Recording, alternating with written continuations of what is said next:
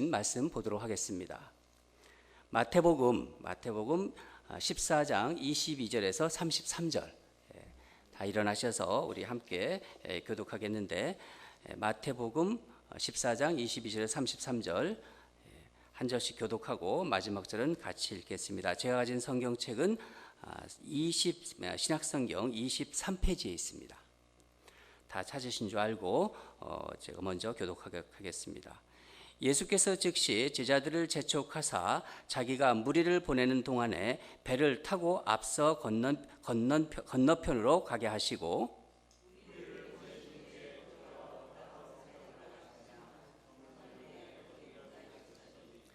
배가 이미 육지에서 술이나 떠나서 바람이 거스름으로 물결로 말미암아 고난을 당하더라.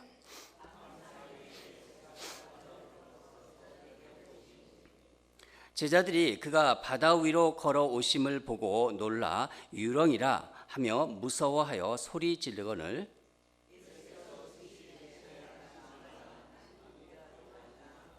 베드로가 대답하여 이르되 주여, 만일 주님이시거든 나를 명하사 물 위로 오라 하소서 하니,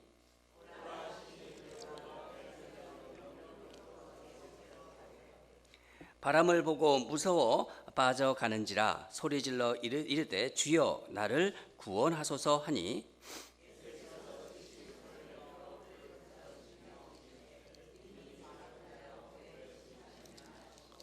배에 함께 오름에 바람이 그치는지라. 배에 있는 사람들이 예수께 절하여 이르되 진실로 하나님의 아들이로소이다 하더라. 아멘. 여러분, 제가 한복을 입으니까 어떻습니까? 새해 기분을 좀 내려고, 여러분도 한복 좀 가지고 있으면 같이 입으시면 좋겠습니다. 1년 중에 한복을 좀 입는 날은 그렇게 많지 않아요. 그러니까 마지막 송구영신 예배 때 입고 또 이렇게 새해 첫날 여러분에게 새해 분위기를 좀 이렇게 나게 해드리려고 제가 입은 겁니다. 딴 뜻은 없고요. 오늘은 도전하는 믿음에 대해서 말씀드리겠습니다. 도전하는 믿음, 베드로 무리를 걷다. 이 말씀 제목을 가지고 우리가 하나님께서 오늘 어떤 말씀을 주시는지 우리 기대하며 같이 듣겠습니다. 우리 본문을 읽었는데 여러분, 베드로가 무리를 걸었나요? 걷지 못했나요? 네, 걸었습니다. 무리를 걸었습니다. 걷기는 걸었는데 걷다가 빠졌죠. 네, 빠졌습니다. 정말 바다 위를 걸었는데 빠지는 순간 다급했겠죠. 그러니까 빠지면서 베드로는 소리를 질렀습니다. 베드로가 뭐라고 소리 질렀는지 우리 다시 한번 본문을 보겠습니다. 30절입니다. 우리 30절을 다시 한번 읽도록 하겠습니다. 시작. 바람을 보고 무서워 빠져가는지라 소리질러 이르되 주여, 나를 구원하소서 하니, 그러자 예수님께서 즉시 베드로의 손을 잡아주셨는데 이 장면을 한번 그림으로 보도록 하겠습니다. 우리 저 그림이 지금 베드로가 물에 빠져 있고 예수님께서 베드로의 손목을 보세요. 얼마나 힘이 느껴져요. 힘이 느껴지죠? 그렇죠? 저 그림은 Wrestling with Christ라는 그 제목의 어떤 그 책 제목이 바로 Wrestling Christ, 그러니까 예수님과의 씨름, 그라는 책 제목에 나오는 그림입니다. 예수님께서 베드로를 저렇게 꽉 붙잡고 계십니다. 그런데 여러분, 본문 32절을 보면은 베드로가 예수님과 함께 이제 배에 올랐다고 합니다. 그렇죠? 그림 보시면요, 그림 뒤쪽을 자세히 한번 보세요. 그러면 배가 보입니까? 배가 보이죠? 배 이제 올랐다고 하는데, 그러면 저는 좀 궁금했어요. 예수님께서 베드로를 물에서 건져서 배까지는 어떻게 갔을까? 한번 생각해 보셨어요? 같이 걸어갔다. 예. 본문에는 나와 있지 않지만은 헤엄쳐 걸어가지는 않았을 거예요. 그렇죠? 그럼 예수님께서 베드로를 안고 가거나 아니면은 업고 가거나 끌고 가지도 않으셨을 거예요. 지금 박봉순 권사님께서 얘기한 대로 같이 가셨을 것이다. 그게 우리가 생각할 수 있는 어떤 하나의 중이죠. 베드로는 잠시 동안이나마나 그 예수님과 함께 무리를 걸었을 거예요. 그렇지 않습니까? 아마 이번에는 베드로가 예수님과 함께 배 안전하게 오를 때까지 베드로가 예수님의 손을 꽉 붙잡았을 거예요. 그렇죠. 이 바다라고 한번 생각해 보세요. 예수님께만 맡기고 있지 않았을 거예요. 자기도 막 꽉 붙잡았을 거예요. 제가 좀 그림을 좀 그릴 줄 알면은 그 장면을 그리고 싶어요. 제가 인터넷에 막 찾아왔어요. 그 장면의 그림이 없어요. 그래서 우리 교회 그림 그리시는 분 제가 압니다. 한번 도전드리면 올해 저 그림을 한번 그려보세요.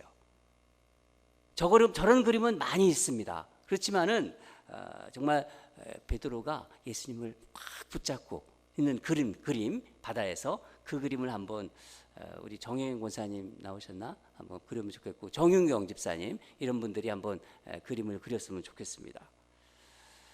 아마 제가 상상하는데 이런 그림일 거예요. 그러니까 베드로의 옷이 이제 바다에 빠졌으니까 물이 다 적셔 있겠죠. 아마 물에 빠진 생쥐처럼 그러면 덜덜 떨고 있었을 거예요.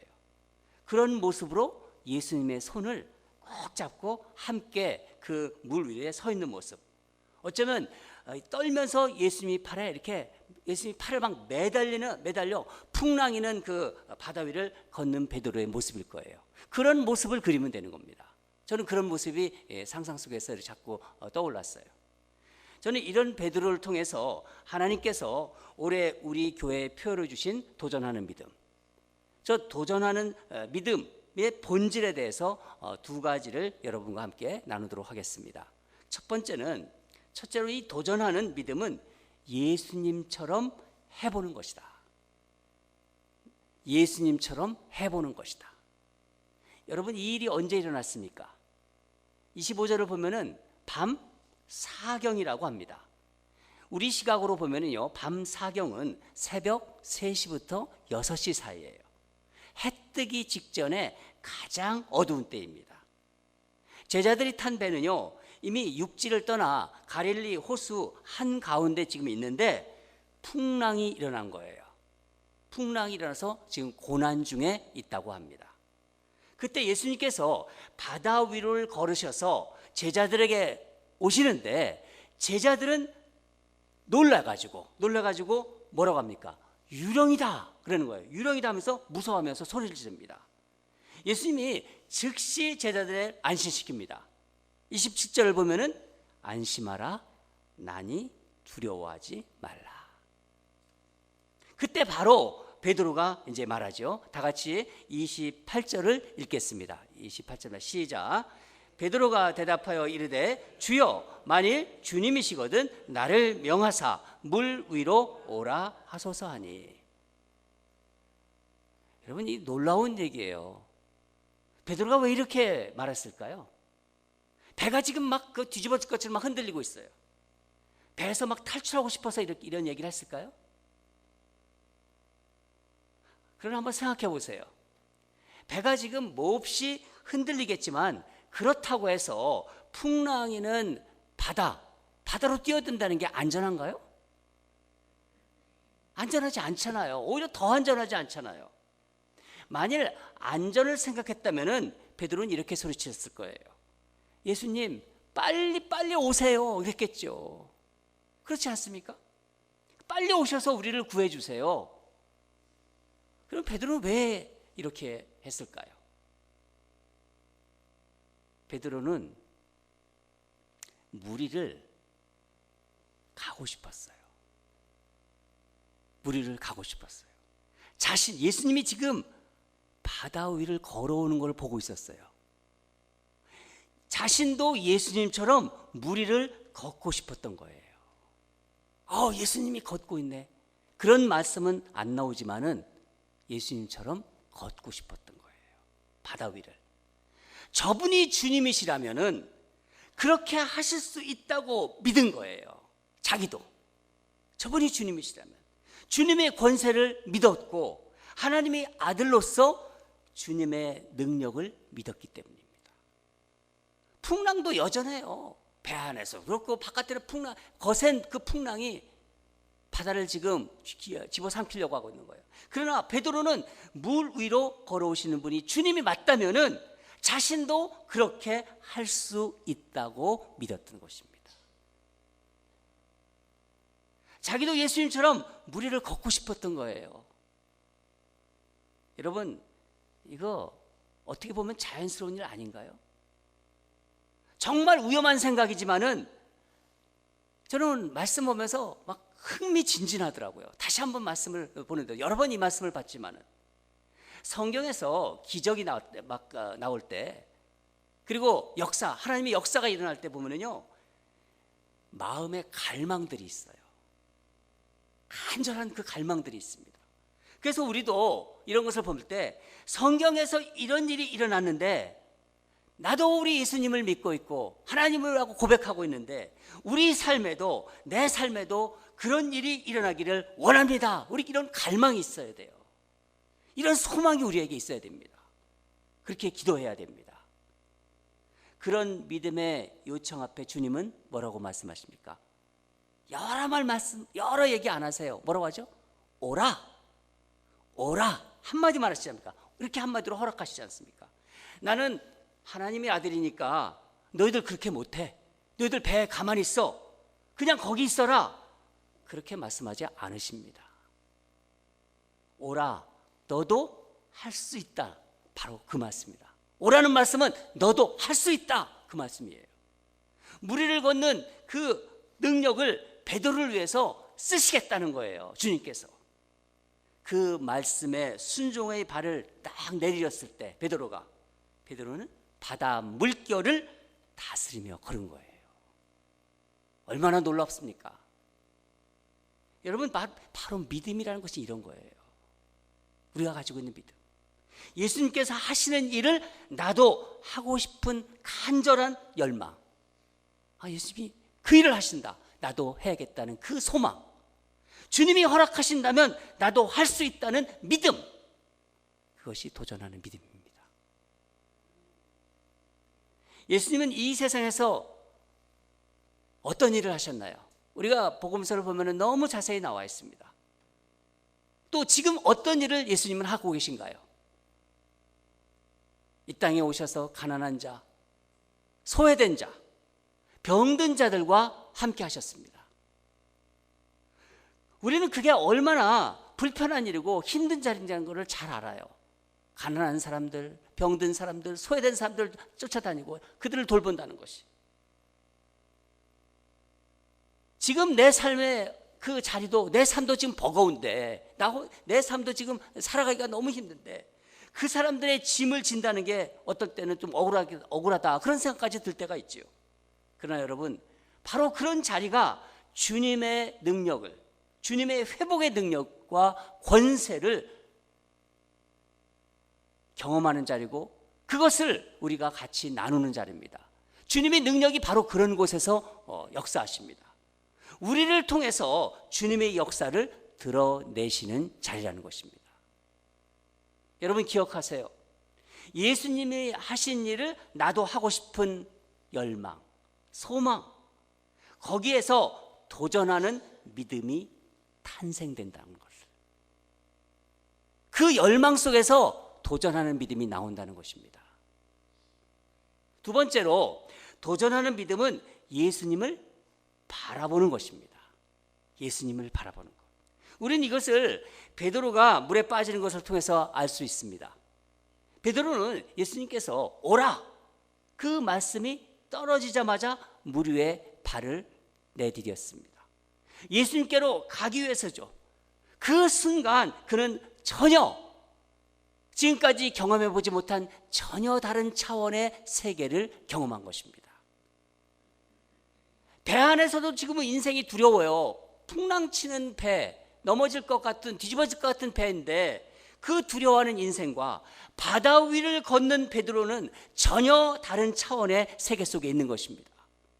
그렇지 않습니까? 베드로는요, 잠시나마 그 차원이 다른 세상을 경험했을 거예요. 물 위를 걷는 경험, 이게 보통 경험인가요? 그러나 베드로가 어떻게 했습니까? 계속 걷지 못하고 그의 시선, 베드로의 시선은 다른 곳으로 옮겨졌어요. 베드로가 무엇을 바라보았나요? 다 같이 30절을 읽도록 하겠습니다. 시작. 바람을 보고 무서워 빠져가는지라 소리질러 이르되 주여 나를 구원하소서 하니. 베드로의 시선이 바람으로 옮겨진 것입니다. 그런데 여러분 한번 생각해 보세요. 바람을 우리가 눈으로 볼 수 있나요? 바람 보여요? 안 보여요. 그럼 바람이 분다, 풍랑인다, 이런 것을 우리가 어떻게 압니까? 우리는 바람에 흔들리는 것들, 바람의 영향을 받는 것들을 통해서 바람을 봅니다. 그러면 베드로는 무엇을 보았을까요? 바다 위에 물결치는 성난 파도, 그 요동치는 그것을 보았을 거예요. 그 풍랑이는 물결을 보는 순간 그는 물에 빠져버리고 마는 거예요. 생각해 보세요.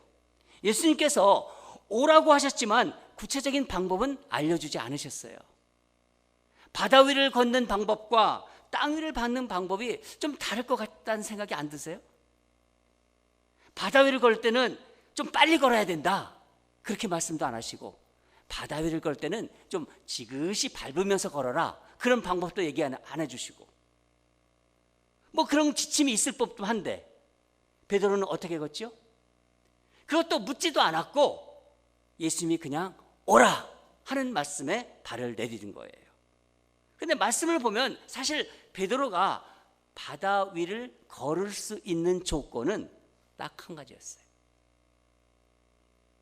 바로 예수님을 향하여 자신의 그 시선을 고정시키는 거예요.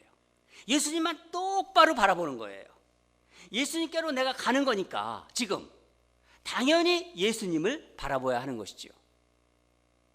여러분, 사람은요 자신이 바라보는 대로 가도록 창조된 것 같아요. 세상에 시선이 있는, 세상 쪽으로 계속 시선이 있는 사람은요 결국 어떻게 갑니까? 세상 쪽으로 갑니다. 세상으로 가게끔 돼 있어요. 여러분, 운동할 때 가끔 그러잖아요. 이렇게 뒤를 쳐다보면서 이렇게 걷는 그런 연습도 하잖아요. 그 뒤를 돌아보며 앞으로 걸으면요 어떻게 되나요? 뒤를 돌아다보면서 앞으로 걷는 거 한번 해보세요. 그럼 잘못하면 넘어져요. 그렇지 않습니까? 또 막 부딪혀요, 옆에. 또 오른쪽을 보며 왼쪽으로 한번 걸어봐요. 왼쪽을 보며 오른쪽으로 걸어봐요. 어떻게 됩니까? 마찬가지입니다. 우리 삶에서 시선은 이렇게 중요한 것입니다. 내가 무엇을 바라보고 걸어가는지. 어떻게 보면은요 우리 신앙은 이 시선의 싸움이라고 볼 수 있습니다.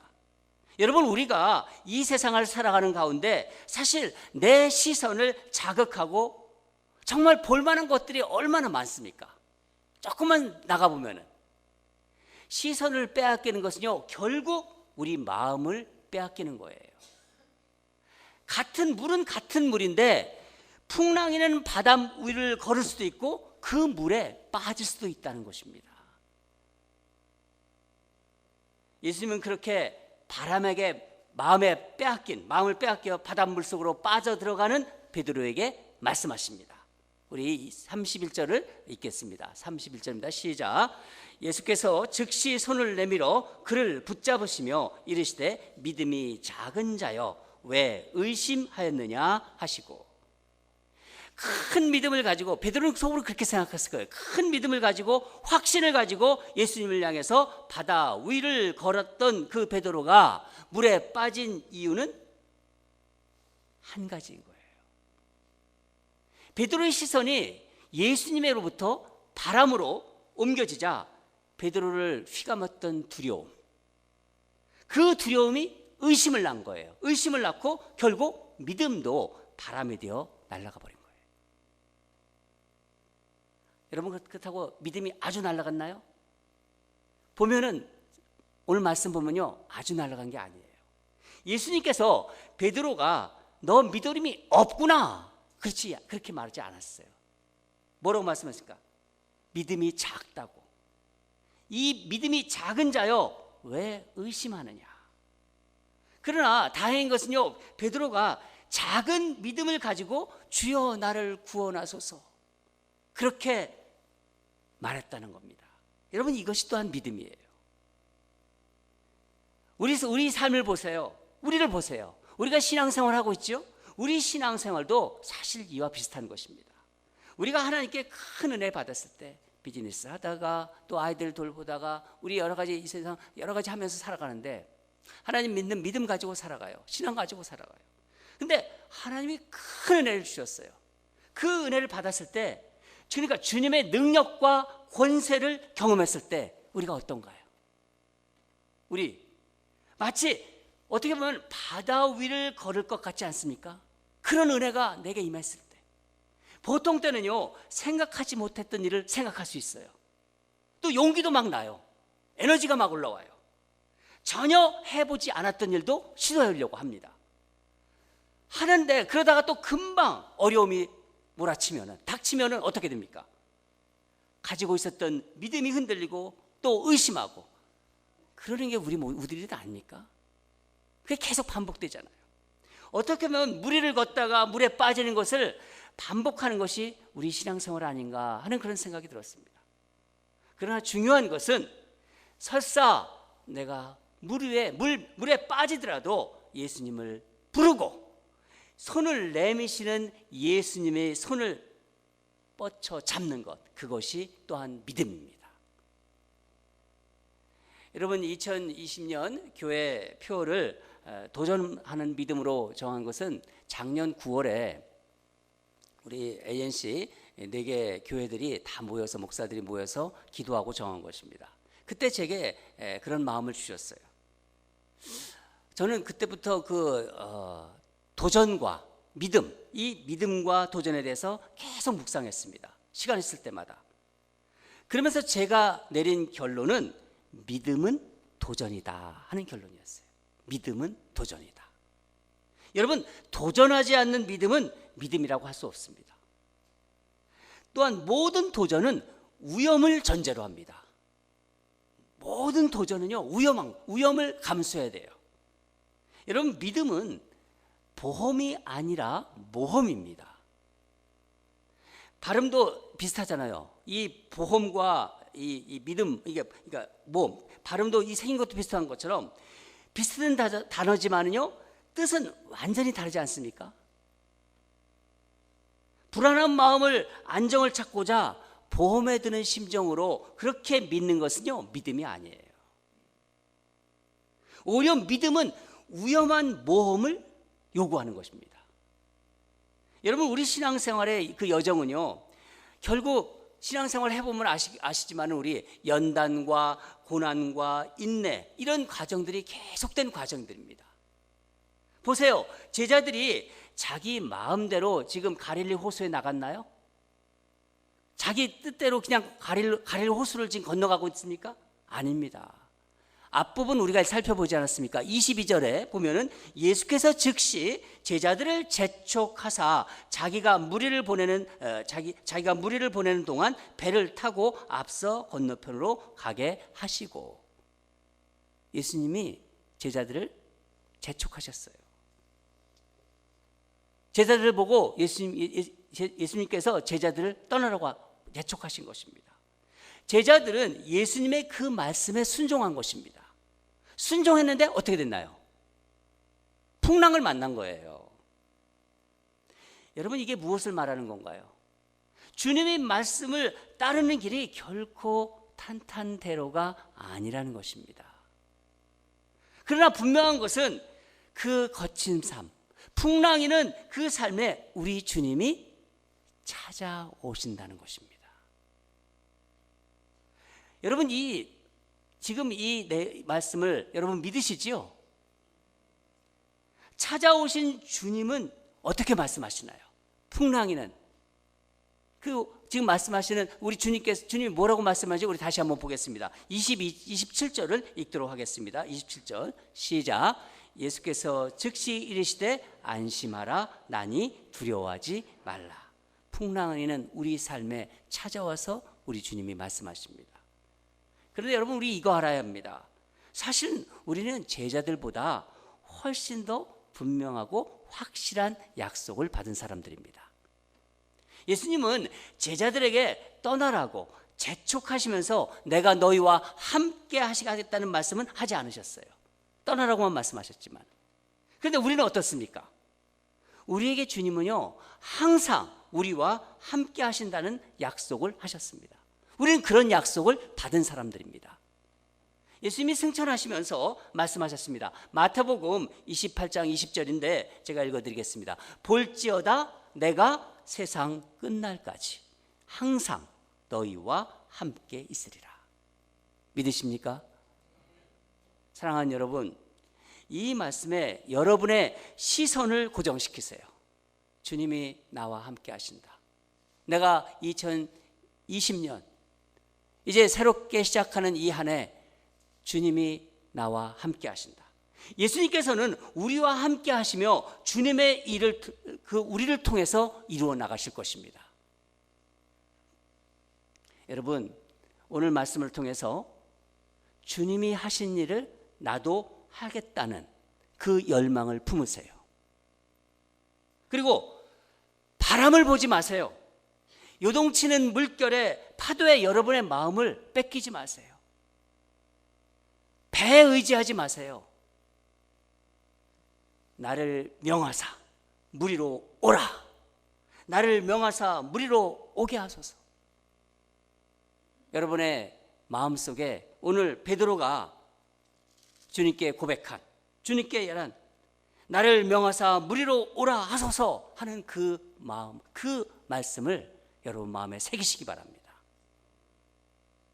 주님께서 여러분에게 올해 어떻게 역사하실지 기대가 됩니다. 또 저에게, 우리 교회에 우리 다 같이 기도하겠습니다.